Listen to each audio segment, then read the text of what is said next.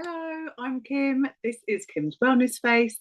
Thank you so much for pressing play and coming to either watch or listen, depending on where you are, to this week's pod. Do you know, I'm really enjoying doing these. I'm really getting in the flow. Every time I do one, I'm like, oh, I could talk about that. Oh, what about that subject? Really getting away. So if you listen and think, oh, I wish you'd just like focus in on this thing, please let me know. I am more than happy to do that. So, what are we talking about this week? So far in this new season, which I called season 54, I did that because I'm 54, because I got really confused with how many seasons I'd done and what episode I was on. So I was like, actually, it won't make sense to anybody else, but it makes sense to me that I do it by my age. So at the moment, this is season 54. And when I up level to 55, it'll go into season 55. Kind of makes sense in my brain. Don't know, but that's where we are. So we've had the reintroduction for those of you that weren't here. Now, hopefully, you know a little bit more about me. And then last week, I was talking about how I am better than a slimming club. And I wasn't knocking slimming clubs, they have a space. I've been a member of one. But I think, as an accountability coach, I have more impact. So if you didn't listen to that one, go back and listen to find out why I think that's super important. So I'm just looking over here at my notes so that I remember what I'm talking about today. Today, I'm talking about reflect and reset. Two really, really important words and an important subject, I think. And if you're listening to this now in December, when it goes live, there's lots and lots of chatter about reflecting on the year and resetting, or reflecting on the year and then deciding what you're leaving this year and taking into the next year, or what new things you're bringing. And it's exactly the same principle, but I do it every week. And if you are in my world, like if you follow me on Instagram, if you are on my mailing list, you will already have heard these phrases, because every single Wednesday, up until 2 weeks ago, I was doing that like via videos, but since I've got all my new followers on Instagram, I can now go live again. Yay. I go live on a Wednesday morning so that we can together reflect and reset. And can you do this too much? I don't think you can. Like, I do it once a week with everybody because, quite frankly, I don't want to be in your inbox every day. I think you'd get a little bit fed up with me. But you can do this at the end of every day. You can look at your day and be like, how did today go? What am I really proud of? What did I miss? Why did that happen?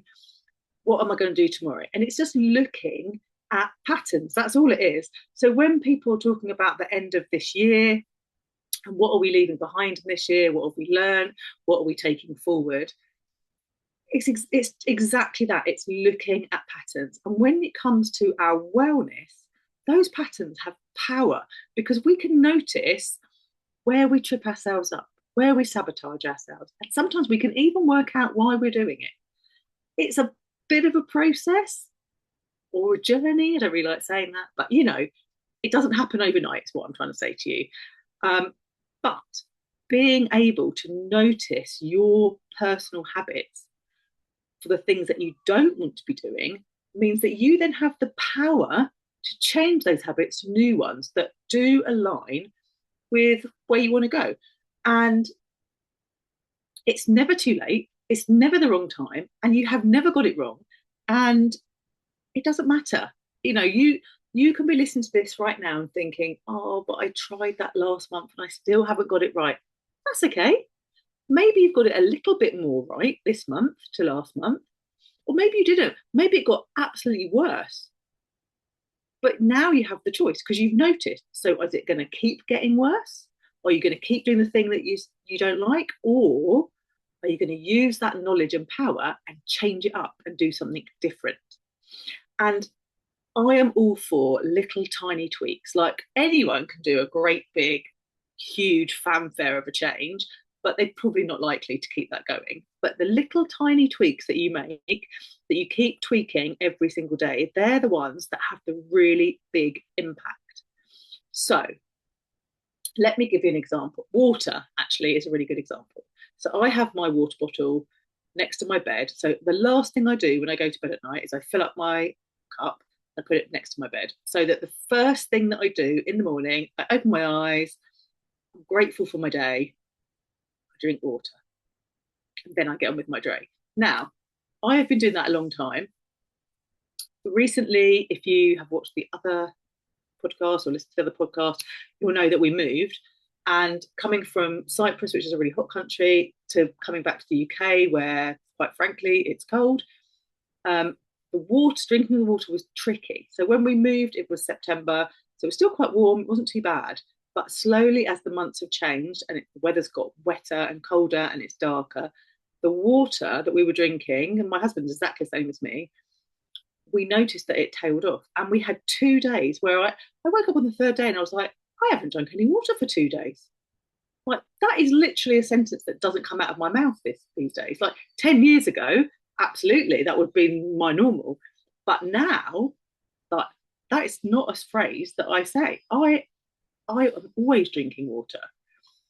Um, and so I've had to change things up. Now, what could have happened is I could have just carried on being completely unaware.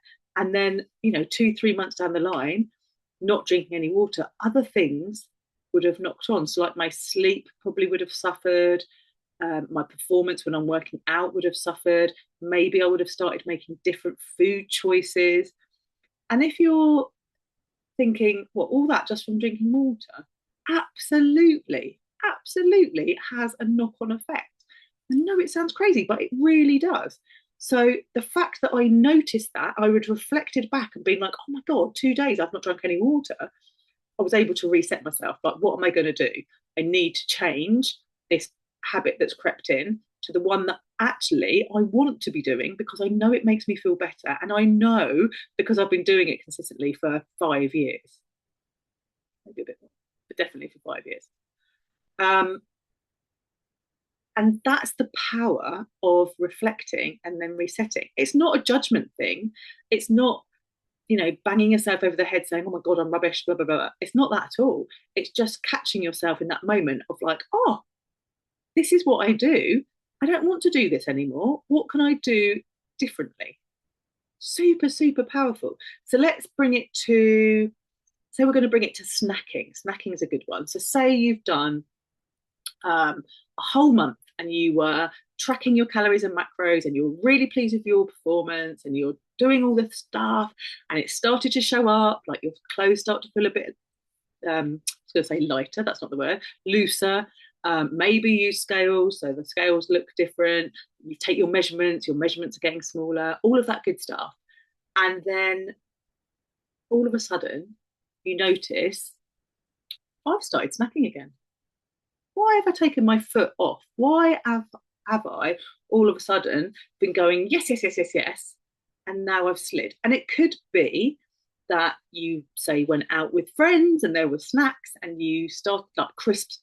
I am terrible for crisps. I can go months without eating any crisps. But if I have a crisp, I just want more crisps. And then I might buy myself a packet of crisps. And then I might buy two, or it snowballs. And then all of a sudden it's like, oh, now I'm having a packet of crisps every day. I have reflected, I have noticed that habit. And then I can be like, well, do I want to carry on eating a packet of crisps every day? Because if I do, that's fine. But actually, for me, I don't want to be eating a packet of crisps every day. So I'm able to say, no, no, no, I'm not going to do that. If I feel hungry and I'm actually wanting food, I will find some food. I'm not going to find a snack. That's probably another podcast in itself, isn't it?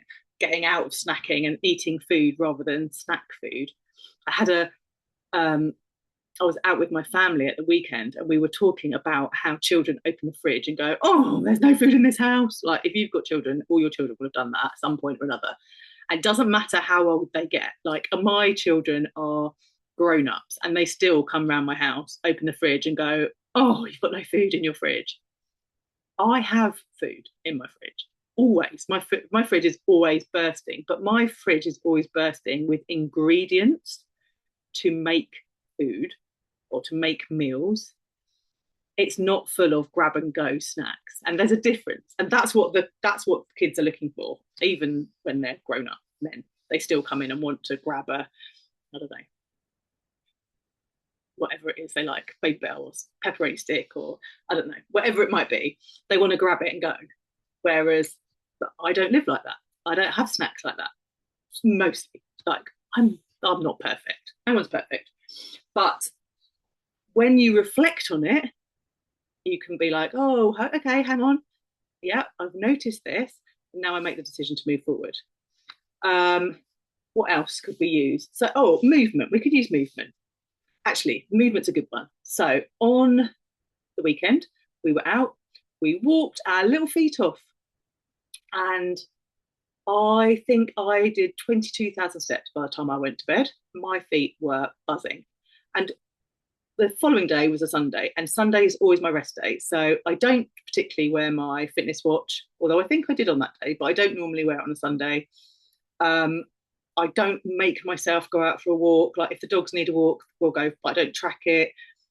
Like it's literally my day of just doing whatever my body needs doing. And because we had had such a busy day and we'd walked so many steps, we were both quite tired. And we had decided we weren't going to do anything. We read, watched telly, did some cooking, all that nice stuff, but we didn't do anything particularly. So I had one day where I'd done 22,000 steps. The next day, I think I did 1,500. And then what happens on the next day? Because that's the one that's important. They're doing loads, amazing.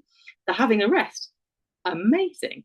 But then the next day, what do we do? So for me, I want to get back to doing my goal, which is between 8 and 10,000 steps. If I can hit 10,000, I'm like good to go. 8,000, I'll accept. 3, 2, no, I don't really, that doesn't make me very happy. I want to do more than that because it makes me feel better. No other reason, it makes me feel better.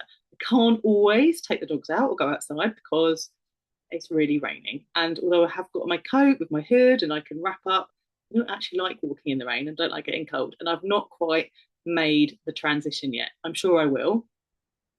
I definitely hold that thought in my head that there is no bad weather, only bad clothing. However, when it's pouring with rain, it's really cold. I don't really want to be out there. So I do walk on my walking pad. That's just something that I'm getting used to, and that's me. But I do want to do the steps. Now, what happens if I don't do the steps on the next day? Well, the world's not going to stop turning. It's not going to be terrible.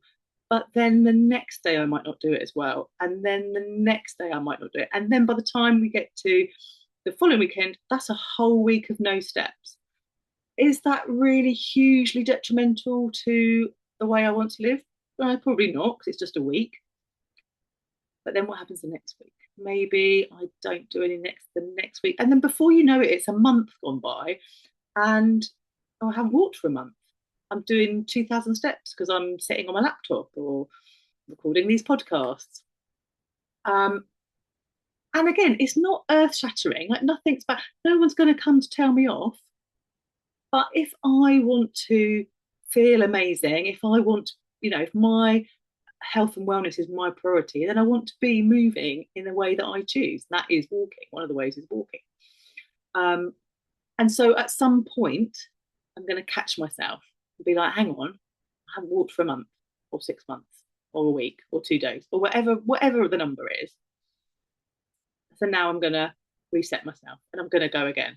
And it may be that I won't go 8 to 10,000 steps. If I haven't walked for 6 months, I'll probably say, let's increase it by 1,000. Let's break myself into it gently. Let's go. Like, I'm not here for punishment.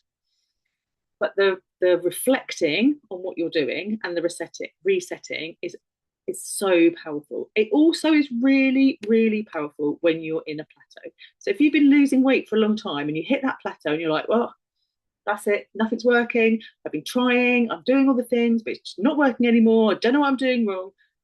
Just breathe, pause, and just reflect back on what you're doing right now and what you were doing, say, a few months ago when you were achieving the results that you wanted.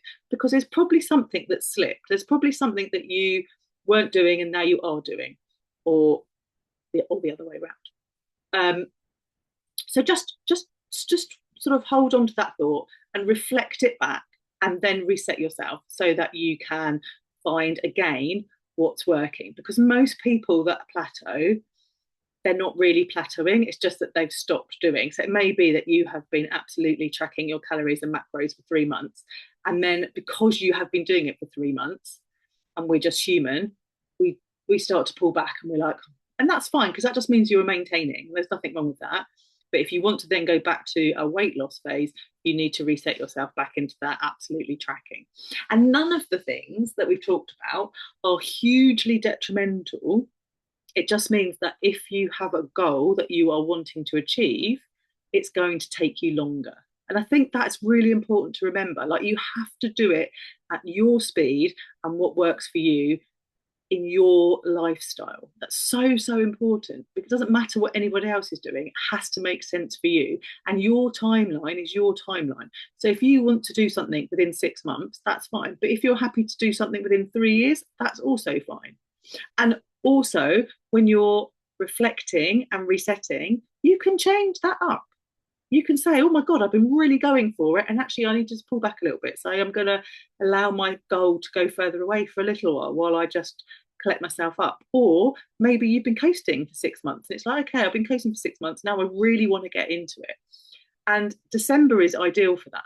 You know, you've worked really hard on your health and wellness all year. December is full of lots and lots of lovely stuff. The silly season, there's so much going on. There's so much food and drink and snacks and all sorts of things. Like, it can be really overwhelming. And you can dip your toe into as much as you want. You can absolutely say, you know what, I'm not tracking anything. I'm not counting anything. I'm just going to go to all the functions. I'm going to enjoy everything. And then once I get to January, I'll just get back on my plan, get myself back on track and carry on. And that's fine. You can do that. Or you can say, actually, this is really important to me. I don't want to be maintaining. I want to keep going on what I'm doing. So I'm absolutely going to track everything. Maybe I won't track Christmas Day, but I'll track everything else. You might say to yourself, last year I kept working out and I felt really good. So this year I'm going to do the same. I'm going to keep working out in my normal routine, even though it is Christmas. Lots of people do that. There's nothing wrong with it. It literally is up to you, because it is what you want to do to make you feel amazing. Will I be working out on Christmas Day? I won't. My grandchild is here and I'm going to be having fun. But I'm definitely going to be going for a walk. Absolutely going to be going for a walk. Will I be tracking how many steps I'm doing? Absolutely not. But I know that if I get out and walk for 40 minutes, perfect. It's really good for me. I'm out in nature. Maybe I'll see the sunshine, who knows, but I'm definitely out in daylight. You know, my lungs are working, the blood's pumping, all that good stuff. That's important to me. I am going to do a podcast about this later on in this season. I am toying with the idea of dropping my fitness tracker again. I have a bit of a love-hate relationship with it, and yeah, we'll kind of circle back, and I don't want to go off track today of what I'm talking about, but it's quite important. So I have got it on my list of podcast subjects to talk about. But I'd love to know what you think about fitness trackers. They do definitely have a place, don't they? But I won't be using it on Christmas Day, because on Christmas Day it's all about fun and laughter and memory making moments, and they are super, super important. So the thought that I want to leave you with this week is just have a little bit of reflect. Like, what is your goal? What do you want to achieve for your wellness? And your goal is so personal to you. Nobody else is you. Nobody else can achieve what you want to achieve. And whatever you want to achieve and however you want to live is completely okay. So yeah, have a sit. Maybe after this podcast, write down a few things. What are your top 3 priorities for your health and wellness? What do you want, and what do you want to achieve next year? And you don't have to achieve anything amazing. I'm not saying that you have to go do a marathon or a Tough Mudder or an Ironman. You don't have to do any of that stuff.